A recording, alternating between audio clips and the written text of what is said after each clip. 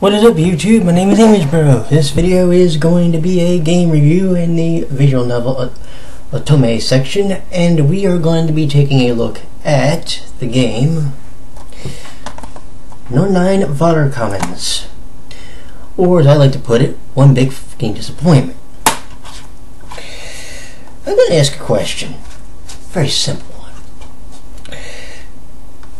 These are essentially in the same genre, and if I look on the back here, they are made by the same company. One, when it was translated, actually had technical glitches, but had very compelling characters, a very compelling story, and one that got me damn emotional. So what the hell happened here? Alright, where we go? Let's try to talk about this. So, I'm going to read you the plot real quick. The plot goes like this. The story takes place a little into the future, guided by one particular song. Young elementary schooler Sorata Suzuhara from the Heisei era is warped through a time skip to an unfamiliar place that looks much like the towns from the Meiji or Taisho period from his textbooks. In this world, he meets 3 young ladies and 9 young men and joins them on a journey aboard the mysterious Norn ship, a giant globe that floats in midair. Alright. That's your main plot. Now, how do I explain this? Okay. There are 20 plus endings in this game. In order to accomplish the platinum trophy in the game, for those who are trophy hunters like myself now, here's what you must do. You must attain the true ending of the game. You must attain the main bad ending for a character, and you must attain their good endings also. Plus you must do the side stories in this game. Oh, and you have to play a really ridiculous mini game that they put in this game called the Norn9 quest. What the hell is that? Oh, okay, let me see how to explain this. The Norn9 quest is essentially a mini game. What they do is, you pick a character, and then the game randomly picks 3 characters that you have to deal with. Depending on their level, you can get a certain amount of points. You have to actually play this for 2 reasons. One is to get points which you spend in a thing called the Norn9 store. That's one. Number 2, and this is the big one of the trophies in the game actually requires you to grind 5,000 points total in that one mode. Now that's not actually that hard, it's just aggravating because it's completely a random generation and it's completely luck based. Completely.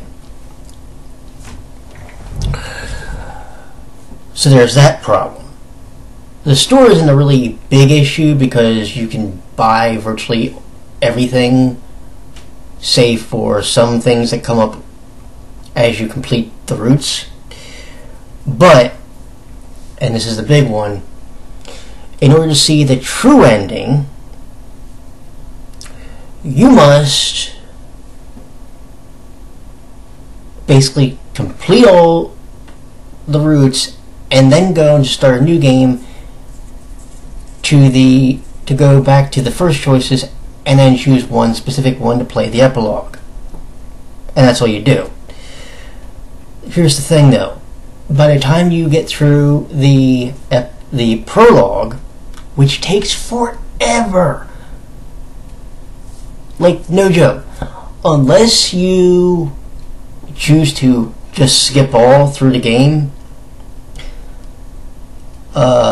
you can't skip anything. You can't skip things that you haven't read. You have to wait until you've already read it, and then you can auto skip it. Unless you choose to just skip all together. And you're going to want to, because after the prologue, you probably don't want to play much more. I think I finished, actually I can tell you for a fact, I finished the first 3 characters for, what was her name? Koharu's route. Okay? The first 3. So we got Takeru, we got Senri, and we got Natsume. We got those 3. You finish those 3, and then you pretty much just auto skip the rest of them because you really just don't give 2 shits at this point. Because one of the things they put in the game, and I'm trying to understand why they did this. One of the modes they put in the game, or one of the scenes they put in, was a mock-up of fairy tales. Like Little Red Riding Hood, I think one was Robin Hood, and I'm not told. No, one was Snow White, I know that, and I think one was supposed to be Robin Hood or some shit. The point of it is, though,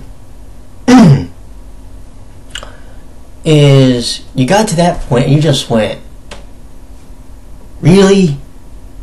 Really? Alright. Never mind the fact that probably the most compelling story, at least that I thought, in the game was Takeru's. His was the most. His was the character I honestly got the most emotionally invested in. I tried to get invested in the other 2, including Senri, meaning Senri, but I couldn't do it. I really just couldn't, and I tried. It was like they wanted to make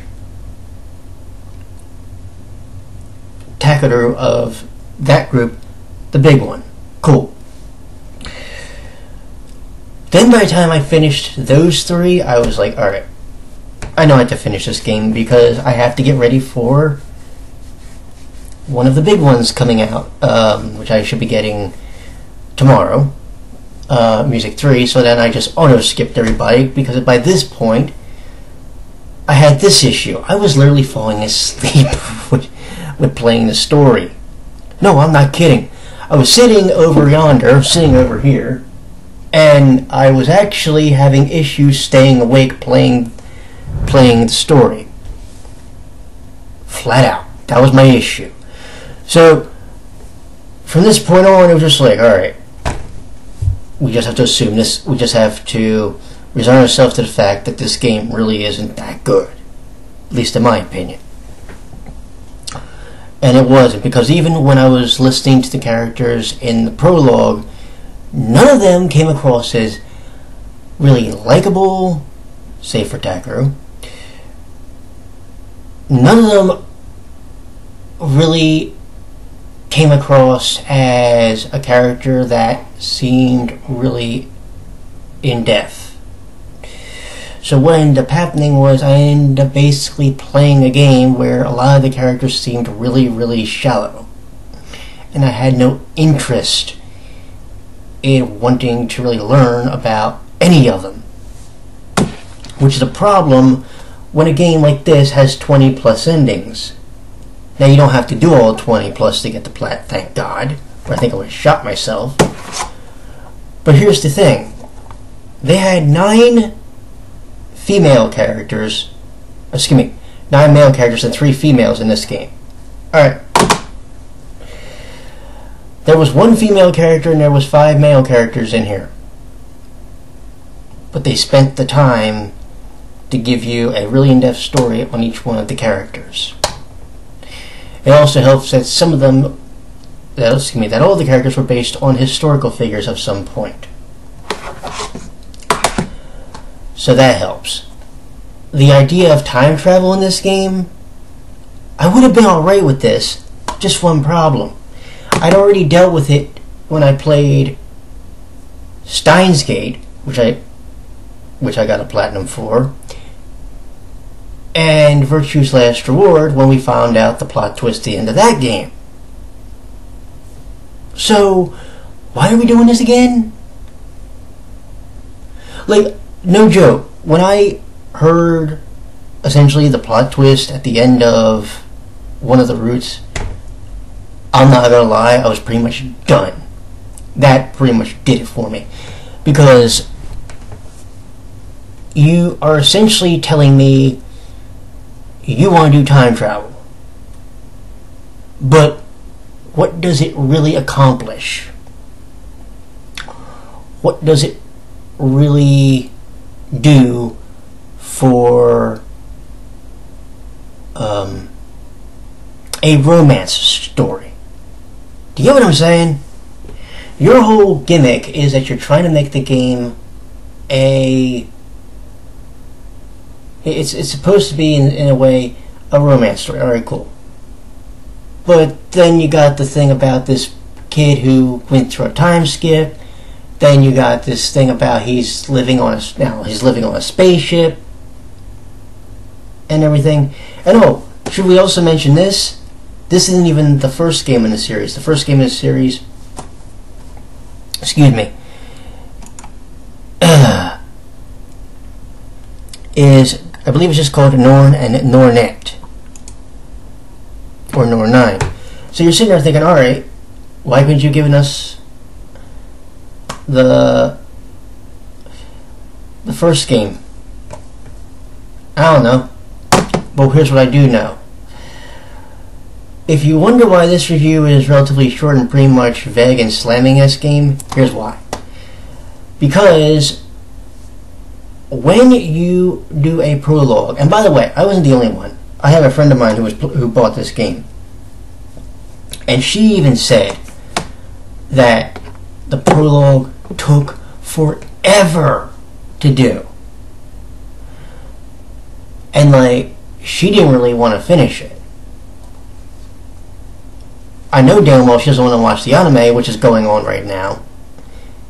And what's funny is, the anime might actually make the game more interesting. But do I really have an interest in wanting to watch it after playing the game? No. I have no interest in it. Put it this way. If the game is trying to make... If the anime is trying to make you want to play this, the anime might actually be better than playing this. For one, it'll be a hell of a lot shorter. And for two, I don't know, there might actually be a way to make it into a really cool action series, as opposed to whatever this was supposed to be. It is weird, again, like I said, how they did this.